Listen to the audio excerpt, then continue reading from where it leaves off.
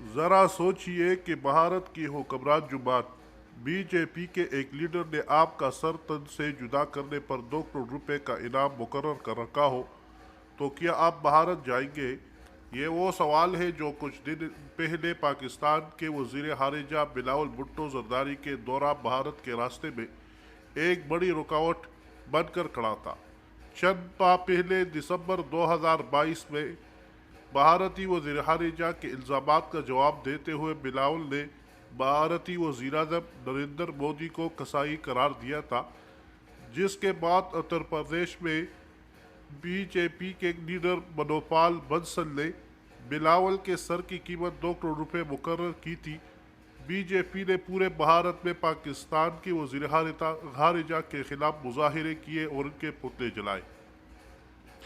جب بھارتی وزیر خارجہ نے شنگھائی تعاون تنظیم اس سی او کے اجلاس میں شرکت کے لیے پاکستانی وزیر خارجہ کو دعوت دی تو کئی بھارتی صحافیوں نے مجھے پوچھا کہ بلاول صاحب بھارت آئیں گے یا نہیں، کیونکہ یہاں تو ان کے قتل پر انعام مقرر کیا گیا ہے۔ میں نے جواب میں کہا کہ اس سی او کے وزرائے خارجہ کا اجلاس گوا میں بلایا گیا ہے اور گوا میں بھی بی جے پی کی حکومت ہے، لیکن بلاول صاحب کسی قاتلانہ حملے کے خطرے سے گھبرانے والے نہیں۔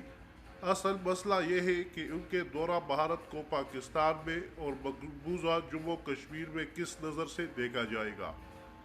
سچ یہ ہے کہ پاکستانیوں کی بڑی اکثریت بلاول کے دورہ بھارت کے خلاف تھی، کیونکہ بھارت کی طرف سے تمام عالمی قوانین کی دھجیاں بکھیرتے ہوئے مقبوضہ جموں و کشمیر میں انسانی حقوق کی مسلسل خلاف ورزیاں کی جا رہی ہیں۔ اسی لیے مقبوضہ جموں و کشمیر سے بھی یہی پیغامات آ رہے تھے کہ بلاول کو بھارت نہیں جانا چاہیے۔ پاکستان کے دفتر خارجہ نے اس سی او اجلاس میں شرکت کی دعوت کا ہر پہلو سے جائزہ لیا۔ حکمران اتحاد نے دیگر ریاستی اداروں سے بھی صلاح مشورہ کیا، کیونکہ یہ دعوت بھارت کی طرف سے نہیں، اس سی او کی طرف سے تھی جس کا ہیڈ کوارٹر بیجنگ میں ہے۔ ابتدائی میں اس سی او کا نام شنگھائی فائیو تھا اور اس میں صرف چین، قازقستان، قرغیزستان، تاجکستان اور روس شامل تھے۔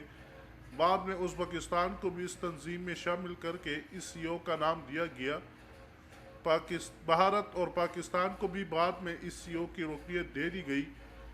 اس سی او میں شامل ممالک کے حدود اربع اور آبادی کو سامنے رکھ کے تو یہ دنیا کی سب سے بڑی علاقائی تعاون کی تنظیم ہے جو دنیا کی 40% آبادی کی نمائندہ ہے۔ چین کی طرف سے بھی پاکستان کو خاموش پیغام دیا گیا تھا کہ بھارت میں اس سی او کے اجلاس کو کامیاب بنانے کے لیے پاکستانی وزیر خارجہ کو گوا ضرور جانا چاہیے، لہذا پاکستان میں تمام تر اعتراضات کے باوجود بلاول بھٹو زرداری نے بھارت جانے کا فیصلہ کر لیا۔ جب بلاول بھٹو زرداری نے بھارت جانے کا فیصلہ کیا تب سب سے زیادہ تنقید پاکستان تحریک انصاف نے کی۔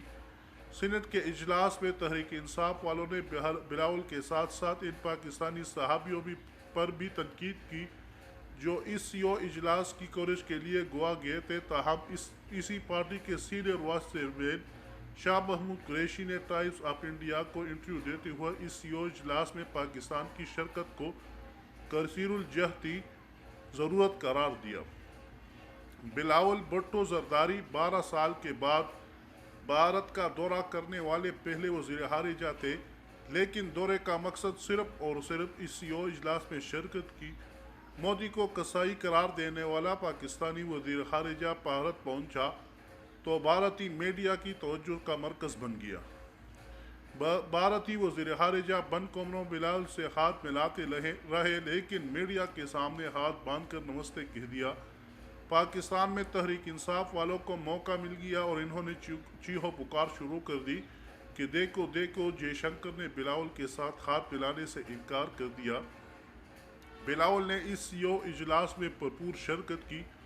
دوسری طرف وزیر اعظم شہباز شریف بھارت کے بعد برطانیہ کے نئے بادشاہ چارلس سوئم کی رسم تاجپوشی میں شرکت کے لیے لندن پہنچ گئے اور عالمی رہنماؤں سے ملاقات کرنے لگے۔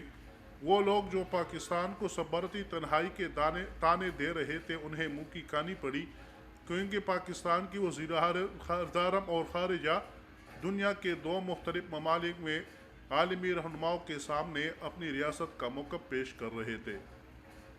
یہ کہنا غلط نہ ہوگا کہ بلاول بھٹو زرداری نے گوا میں اس سیو کا میلہ دونوں ہاتھوں سے لوٹ لیا، اور اس لوٹ مار پر جے شنکر اتنے سیخپا ہوئے کہ انہوں نے تمام تر سفارتی آداب کو بالائے طاق رکھتے ہوئے پاکستان کے وزیر خارجہ کو دہشت گردی کی صنعت کا ترجمان قرار دے دیا۔